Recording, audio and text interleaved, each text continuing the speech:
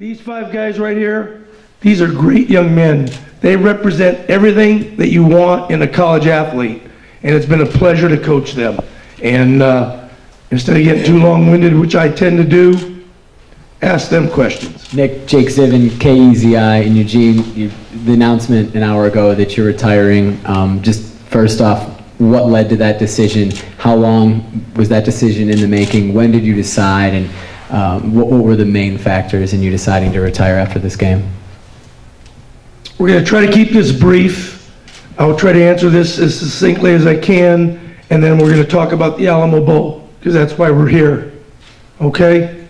I'll give you the shortest version I can. I was going to retire at the end of last season when we won the Fiesta Bowl. In fact, when the game was over, I went out to the middle of the field, grabbed some turf, put it in a plastic bag, and put it in. It's still in my briefcase right now if I needed to show you evidence. When Chip left, I decided to stay along with Mark to finish up the recruiting because it seemed like it was going to be a tough time. We were on 13 kids and we needed to finish the deal and didn't want to leave him shorthanded. I'm not trying to be a martyr in this statement or pat myself on the back, but the bottom line is I believe and love Oregon, so I wanted to do a good job by Mark. I wanted to do a good job by these kids, not just leave them without having something to say. So this was something that was going to happen last year. I told Mark I would go one more year, and therefore I did. And, you know, after 38 seasons, I coached the very first year after I stopped playing. And so, I mean, I've had a good ride. It's not about me. Let's move on to the Alamo Bowl. I'll answer those at another time. But I'm at a good place, especially when I have these 5 guys to my left. I'm at a better place. Chip Brown from Rivals.com. Taylor and Tony, can you talk about what you've seen from the Texas running game? What kind of, you know, who did you compare it to in terms of teams you've faced this year? Taylor? Yeah, you know, they obviously have a power running game, and with that, they're very physical up front. The offensive linemen, they have multiple running backs back there that can do the job, and so they, I would say, kind of compared to a Stanford kind of in some ways, but for us, you know, we've faced it all, and we just have to figure out the ways to stop this run and go against Texas defense or offense. Jason Quick, the Oregonian. This question's for EFO. Since we're in the spirit of making announcements, have you made a decision on your NFL future? And then also, can you give us a memory of Coach Al and what makes him so effective and so beloved by you guys? At this time, I still haven't made a decision of what I'm going to do. I feel that I'm going to wait probably until my family, I have a time to sit down with my family and actually think things through. I mean, I'm really worried about the Alamo Bowl right now, and that's pretty much it. So I haven't really been worried about that too much. And then for Coach Al, I'd have to say, definitely just his everyday work ethic. He comes with that relentless passion every day to get the best out of each player. I mean, even when players might not take it for what it's worth. I mean, he's made everybody better at this program, and he's done it day in and day out, and I thank him for that. Tim Griffin with the San Antonio Express News. Brian and Derrick, does Coach Al's retirement add a little bit of extra for you guys as far as trying to sit him out as a winner?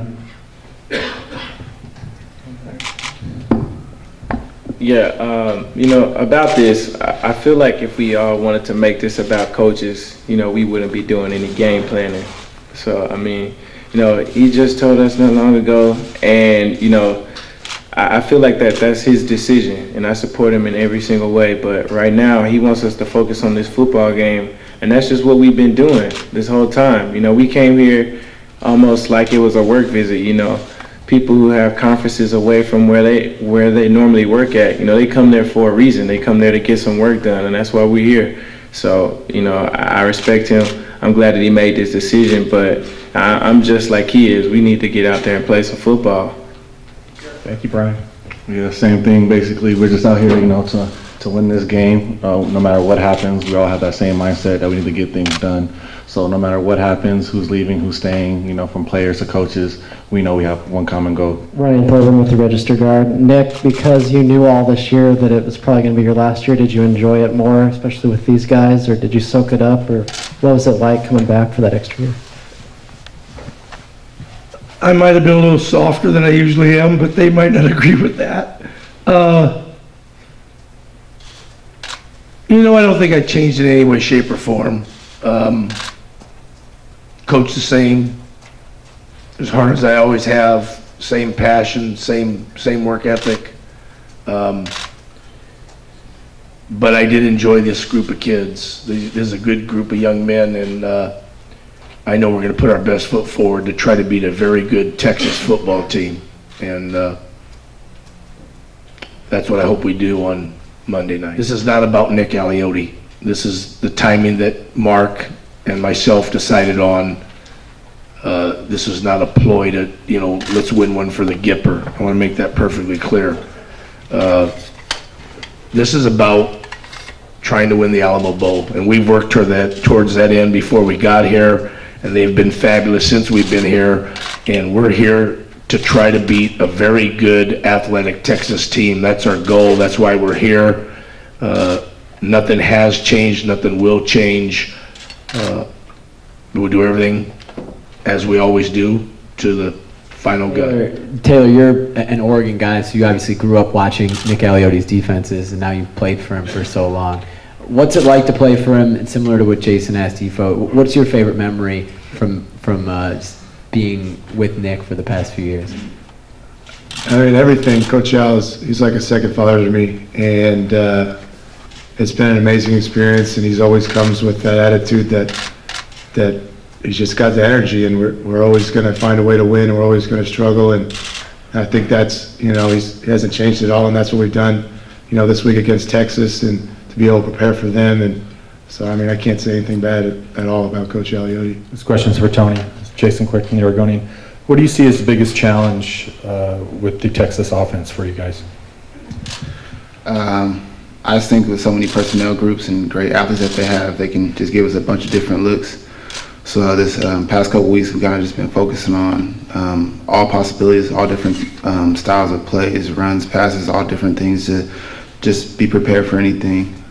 They're great at throwing it, great at running if they want to, so we have to be great at all phases. What's the mindset of Oregon right now, and what's the, I guess, the hunger factor for this game? I think that's an easy question to answer. I mean, we are here to play a good Texas team. This is more of a home game for them, if anything, man. Like, we're coming out here into hostile territory, and we're just out here to do something that we haven't done before. Let's come out here and play a great Texas team, play some great football. These two styles of football, they really mix up well. We bring in the West Coast, and they're out here trying to ground and pound and then throw some deep balls on us, So I really like the way that this matchup is, and I feel like it's hard for anyone not to be excited to play in this kind of game of this caliber. I mean, I was just cruising around the streets, just with my friend yesterday, just headed over to the mall somewhere, and I hear on the radio they're advertising that the game sold out, but we have 4 tickets left, and people are calling in like crazy to get them. Like, people want to see this game, and like, for us to not want to play in a game like this, we're doing ourselves a disservice. Well, obviously, the stats bear that we haven't played very well against the run the last couple of months. I thought that just going back the last month, I'm going to try to make this answer short and sweet. Stanford, I don't think we played that bad against the run, contrary to what everybody else might think. But they ran the ball 66 times. They didn't have to throw it. Tough to answer it this way, but we didn't play very well on offense. So the fact that we didn't play very good on offense, they didn't have to throw the ball. You run the ball 66 times, you get 250-something yards. That's the nature of the beast. Utah, we played well. It was over.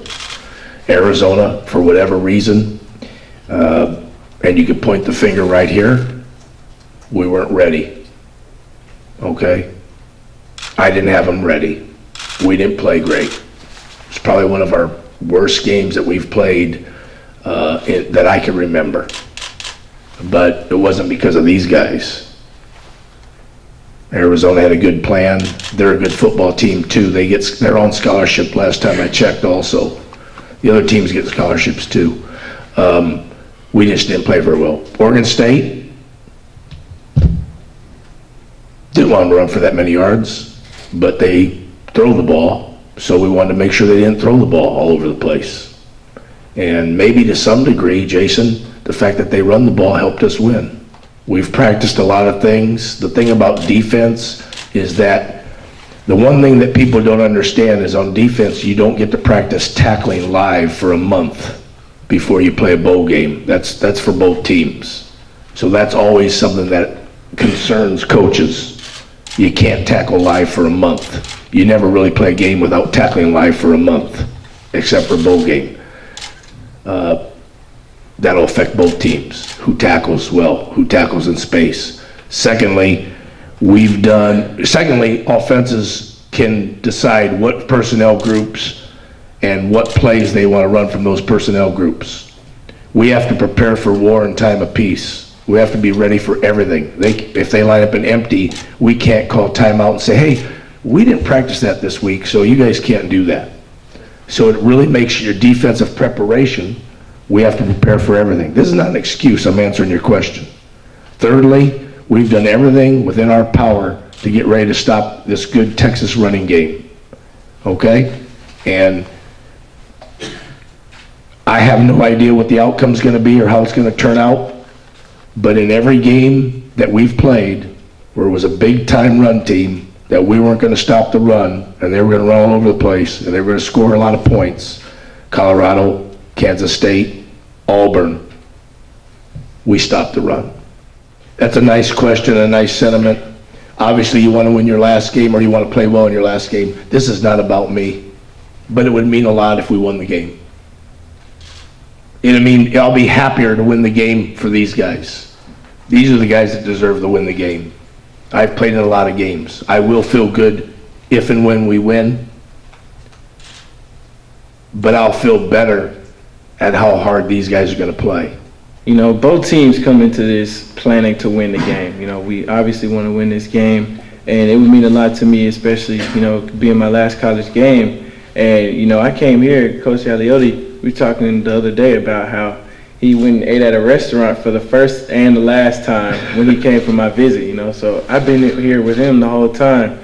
And, you know, it's just been a great ride for me. And I want to come out here with a win, just, you know, something to help me remember this better by. And, you know, I really enjoyed my time here. So, you know, a win would be incredible. Ifo, after having such a great year, what aspects of your game do you think you can still improve on? I mean, every day I look at improving my entire game. I never really have been to a point where I thought that, oh, I'm good enough here or I'm doing good enough at this spot. I feel like every day I come with the attitude of trying to get better and trying to improve in everything I do. I mean, every day I want to be a better player than the day before, so that's all I can really say. Nick, as a guy who just made a very big decision, what would you tell Ifo about the decision that he has to make about the NFL? And do you think he's ready right now to play at that level? First of all, Ifo's ready to do whatever he wants to do. I respect that young man enough that whatever he chooses to do, I'm 100% behind it. Whether I stayed here or not, I would still be 100% behind Ifo, because, you know, the young man has to do what's best for him and his family. And when it's all said and done, if you listen to him talk, he's pretty intelligent. He'll figure it out, and I support him in whatever he chooses to do.